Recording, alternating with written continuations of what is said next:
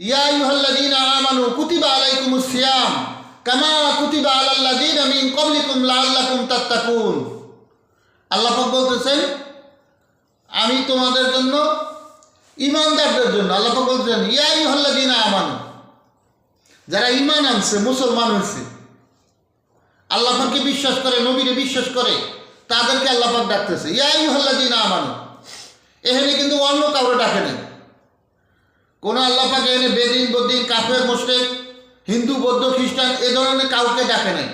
ডাকছে ইয়া আইয়ুহাল্লাযীনা আমানু, যারা ঈমান আনছো তাদের জন্য কুতিবা আলাইকুমুস সিয়াম, কুতিবা আলাইকুমুস সিয়াম, যে তোমাদের প্রতি আমি সিয়াম নাজিল করলাম, সওম রোজা তোমাদের জন্য ফরজ করলাম। কুতিবা আলাইকুমুস সিয়াম কামা কুতিবা আলাল্লাযীনা মিন ক্বাবলিকুম লাআল্লাকুম তাত্তাকুন।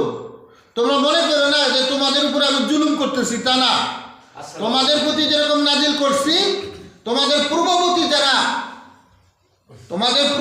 যারা ছিল তাদের প্রতিও আমি এই সিয়াম রোজা তাদের জন্য ফরজ করছিলাম। সুবহানাল্লাহ। আর এটার মাধ্যম দিয়ে কি হবে? এইটা পালন করলে কি হবে?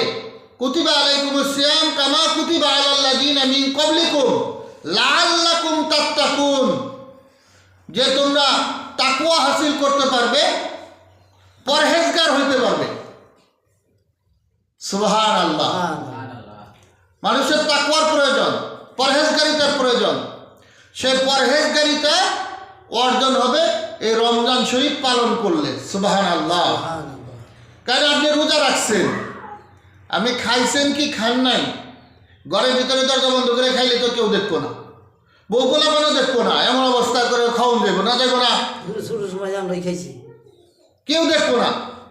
এটা হলো আপনার অন্তরের সাথে, এটা হলো আল্লাহ পাকের সাথে বিশ্বাস। ঠিক আছে না? এটা কার সাথে বিশ্বাস?